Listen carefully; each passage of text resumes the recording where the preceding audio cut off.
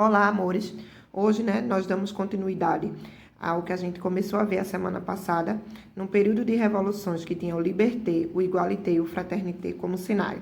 Nós vamos para a temática política e nacionalista.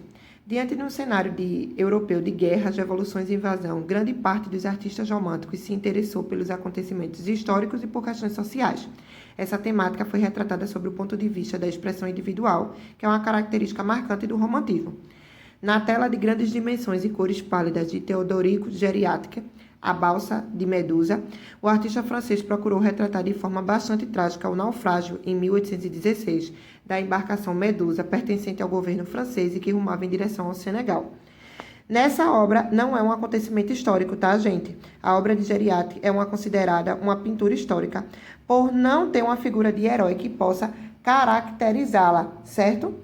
Já na obra de Goya, abordou em sua produção artística os horrores da guerra. Em 3 de maio de 1808, uma de suas obras mais famosas, o pintor espanhol retratou o movimento em que um dos rebeldes espanhóis foram fuzilados pelos soldados franceses durante a Guerra Peninsular, na primeira década do século XIX. A Guerra Peninsular foi caracterizada pelo conflito militar entre os impérios francês e espanhol. O nacionalismo foi uma ideologia que se difundiu pela Europa no século XIX, intensificando o sentimento de coletividade e de nação, e que encontrou expressão na pintura romântica. A estética romântica também intensificou o movimento nacionalista, por meio de poesias que exaltavam sentimentos patrióticos, dos hinos nacionais e das pinturas que expressavam os feitos de uma nação, entre outros.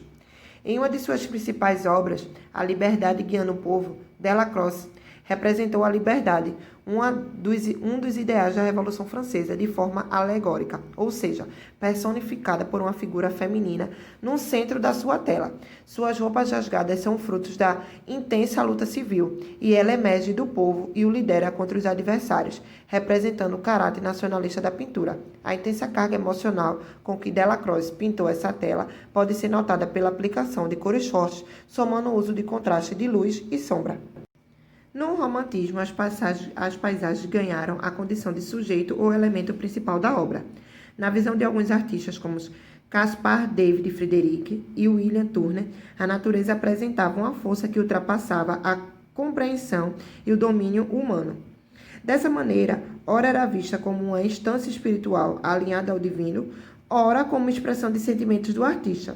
Também podia ser retratada em razão da força em suas manifestações, fossem elas intensas como a tempestade e mares revoltos, ou calmas como a tranquila vida nos campos, como alguns pintores ingleses retratavam. Acredita-se uma educação religiosa bastante severa e a perda de muitos familiares quando criança foram fatores que contribuíram para a composição do estilo melancólico de Caspar David Friedrich, um dos maiores famosos pintores do romantismo. Na obra A Árvore dos Corvos, o artista alemão retrata grande número de corvos pousados em uma árvore seca, em contraste com um céu de cores claras e cujas nuances transmitem uma atmosfera sublime. Nessa pintura, podemos observar a temática da morte. O corvo e a árvore seca simbolizam a morte, mas também da espiritualidade, representada pela harmonia das cores do céu.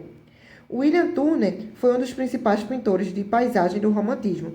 Suas pinturas davam destaque à luz do sol e os efeitos de iluminação, influenciando o trabalho dos impressionistas um século mais tarde. A obra Tempestade de Neve, Hannibal e seu exército atravessando os Alpes, faz alusão às estratégias de guerras adotadas contra a Itália por Napoleão Bonaparte. No entanto, em vez de retratar a ação do ser humano como principal tema da pintura, Turner destacou a sua impotente diante da natureza e de sua força por meio de um trabalho de cor e luminosidade que atrai o olhar e nos faz sentir a mescla de manifestações violentas da natureza. O inglês Joan Constable, que, como Turner, é considerado um dos grandes pintores românticos de paisagem, retratava em suas pinturas o que ele chamava de pintura natural, a qual acreditava representar a natureza de forma verdadeira. Dessa maneira, grande parte de sua obra foi feita com base nesse princípio e teve como fonte de inspiração as paisagens da região onde morou durante a infância. Na paisagem retratada em Parque Ruinés e Seis, região inglesa onde Constante cresceu, Pode-se notar o uso da cor e da luminosidade que traz à pintura uma relação muito estreita com a fotografia, além da forte carga emocional. Cada elemento da paisagem é representado com precisão e grande riqueza de detalhes, e mostra não só a familiaridade do pintor com a região, mas principalmente a importância que ele dava aos registros afetivos de sua infância associada à natureza. Estou deixando para vocês as páginas de atividades no plural. Beijos e saudades!